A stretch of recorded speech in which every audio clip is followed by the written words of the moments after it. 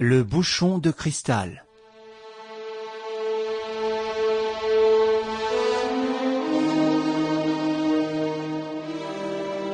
D'après Maurice Leblanc.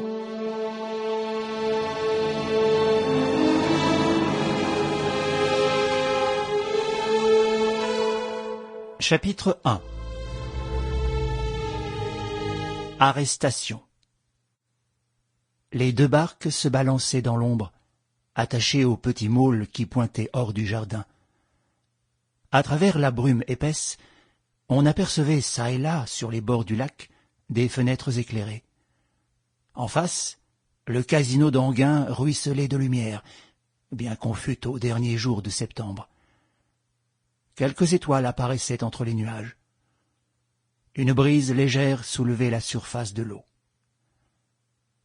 Arsène Lupin sortit du kiosque où il fumait une cigarette et, se penchant au bout du môle, « Grognard, le bahut, vous êtes là ?» Un homme surgit de chacune des barques, et l'un d'eux répondit « Oui, patron. »« Préparez-vous, j'entends l'auto qui revient avec Gilbert et Vaucheray. » Il traversa le jardin, fit le tour d'une maison en construction dont on discernait les échafaudages, et entr'ouvrit avec précaution la porte qui donnait sur l'avenue de Ceinture. Il ne s'était pas trompé. Une lueur vive jaillit au tournant, et une grande auto découverte s'arrêta, d'où sautèrent deux hommes vêtus de pardessus au col relevé et coiffés de casquettes. C'étaient Gilbert et Vaucheray. Gilbert, un garçon de 20 ou 22 ans, le visage sympathique, l'allure souple et puissante. Vaucheray, plus petit, les cheveux grisonnants, la face blême et maladive. « Eh bien, vous l'avez vu, le député ?»« Oui, patron, » répondit Gilbert. « Nous l'avons aperçu qui prenait le train de 7h40 pour Paris, comme nous le savions. En ce cas, nous sommes libres d'agir. » « Entièrement libre. La villa Marie-Thérèse est à notre disposition. » Le chauffeur étant resté sur son siège, Lupin lui dit « Ne stationne pas ici. Ça pourrait attirer l'attention. Reviens à 9h30 précise. Attends pour charger la voiture, si toutefois l'expédition ne rate pas. » « Pourquoi voulez-vous que ça rate ? » ?»« Pourquoi ?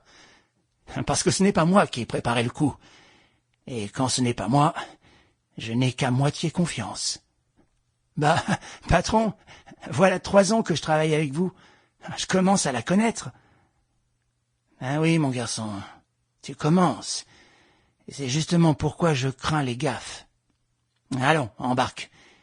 Et toi, Vaucheray, prends l'autre bateau. Bien. Maintenant, nagez les enfants. Et le moins de bruit possible. » Grognard et le bahut, les deux rameurs, piquèrent droit vers la rive opposée, un peu à gauche du casino. On rencontra d'abord une barque, où un homme et une femme se tenaient enlacés et qui glissaient à l'aventure, puis une autre, où des gens chantaient à tue-tête. Et ce fut tout. Lupin se rapprocha de son compagnon et dit à voix basse « Dis donc, Gilbert, c'est toi qui as eu l'idée de ce coup-là, ou bien Vaucheray ?»« Ma foi, je ne sais pas trop. Il y a des semaines qu'on en parle tous deux.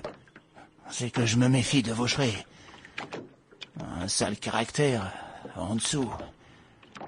Je me demande pourquoi je ne me débarrasse pas de lui. »« Oh, patron ! Mais si. C'est un gaillard dangereux. Sans compter qu'il doit avoir sur la conscience quelques peccadilles plutôt sérieuses. » Il demeura silencieux un instant, et reprit. « Ainsi, tu es bien sûr d'avoir vu le député d'Aubrec. »« De mes yeux vus, patron. »« Et tu sais qu'il a un rendez-vous à Paris. »« Il va au théâtre. »« Bien. Mais ses domestiques sont restés à sa villa d'Enghien. La cuisinière est renvoyée. Quant au valet de chambre, Léonard, qui est l'homme de confiance du député d'Aubrec, il attend son maître à Paris, d'où ils ne peuvent pas revenir avant 1h du matin. Mais nous devons compter sur un caprice possible de Daubrec, sur un changement d'humeur, sur un retour inopiné, et par conséquent prendre nos dispositions pour avoir tout fini dans... Sample complete. Ready to continue?